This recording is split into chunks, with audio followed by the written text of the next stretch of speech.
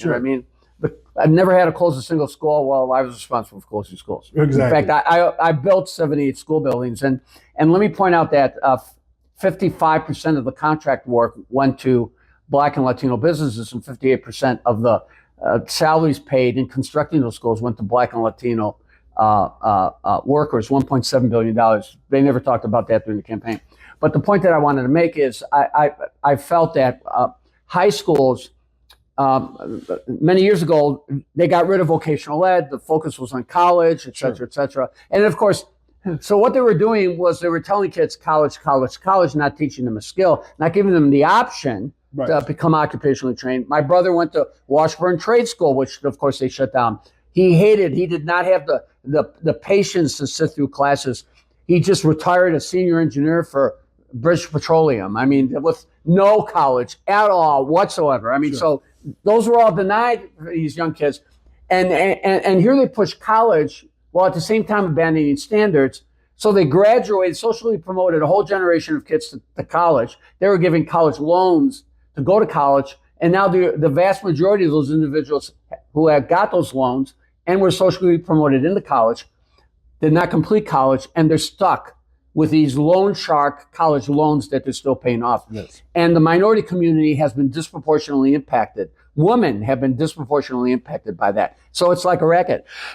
So high schools need to be transformed. What I would have done, and I've written op-eds about this, is I would have transformed high schools by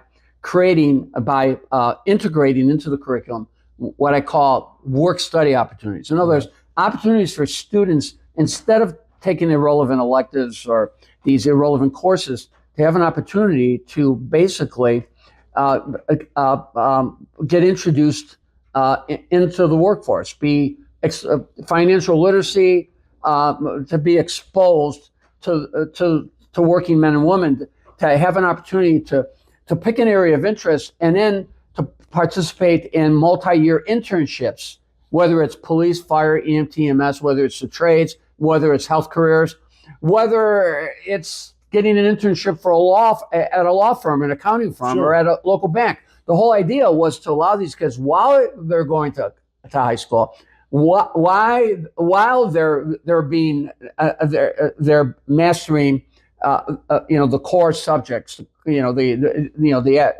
and also learning financial literacy. They also have an opportunity to participate in a multi-year internship that would culminate in a paid internship, so that they're being introduced into the workforce. Crystal Ray is it was a high school founded by the Jesuits. First Crystal Ray School was in Chicago. Phenomenally successful school. There are now 35 nationwide. The kids go to school and they work while they're going to school, and they get paid while they're going to school. It's overwhelmingly minority. They have a 98, 99% graduation rate. Most of the kids go to college, by the way. So it's not like, but you could do that. You could do that in a school system like Chicago and immediately put kids in an environment where, number one, they would select an occupation, so they would be a part of something. And kids are always looking for something to be a part of. Maybe it's doing internships with the police department or fire department or EMS. Maybe it's doing internships with the trades. The second thing it would do would be to put kids in an environment where they're surrounded by the best role models in the community, working men and women. Sure. And then the third thing they would do is they would have an opportunity to participate in paid internships, putting money in their pocket.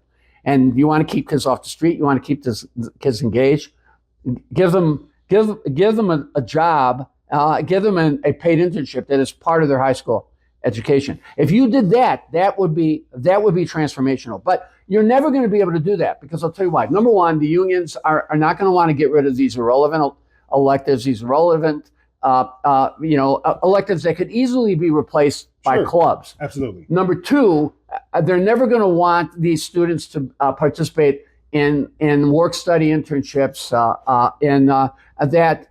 where the training was done by an individual who was not a member of the Chicago Teachers Union. Sure. Okay. And number three, they're never going to want any of the school budget to be a significant portion to be diverted to pay for programs that did not involve Chicago Teacher Union employees. So at the end of the day, they will block that. They will block that transformation. And you could do that. You could do universal. You could get every city department mandate that every city department provide internships for kids. Anybody getting a contract with the city will be required to provide internships. You could incentivize businesses to provide internships for the kids. You could create tens of thousands of year-round internships to keep tens of thousands of kids engaged.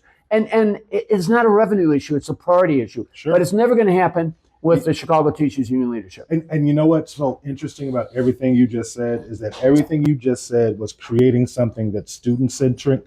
Exactly. CTU couldn't care less about the students because everything that they fight for is to get better paid, less accountability, and less workload for the teachers. And we know that does not lead to better student outcomes. Look, I'll tell you a story going back to, and we're talking 1967. Now you know how old I am.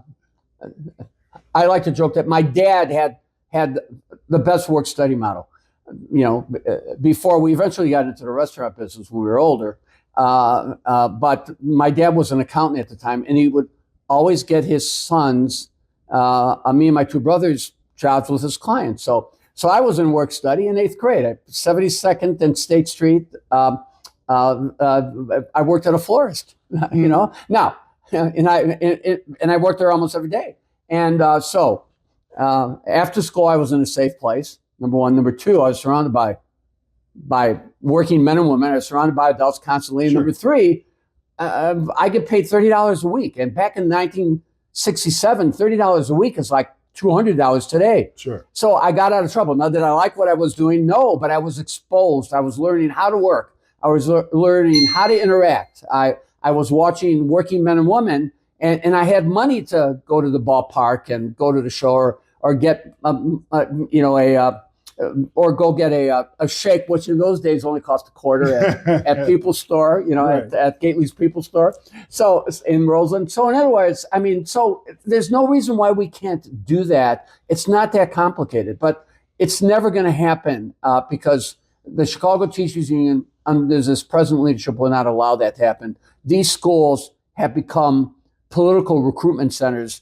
Unions like the Chicago Teachers Unions are now political parties. These might as well call them the Socialist Party of Chicago. I mean, they're concerned about international issues, about Gaza. They've been the biggest demonizers of police, have been the Chicago Teachers Union, demonizing the police. There's a mandate in their budget to have a green initiative. Yeah, a green initiative, or to have housing, or they've been, the schools themselves have spent, Wirepoint did an analysis, anywhere from $200 to $400 million has been spent because of the influx of migrant students. And look, we ran the schools. Gary Chico and I were the school leaders when we had the Bosnian, the war in Bosnia. Right. We had migrants coming in. In Philadelphia, we housed Haitians. Okay. In Philadelphia, after the earthquake, I later went and I did relief work in Haiti. So the bottom line is, we've been welcoming school districts, but they clearly look. They're part of the sanctuary city migrant movement because they have lost so many students.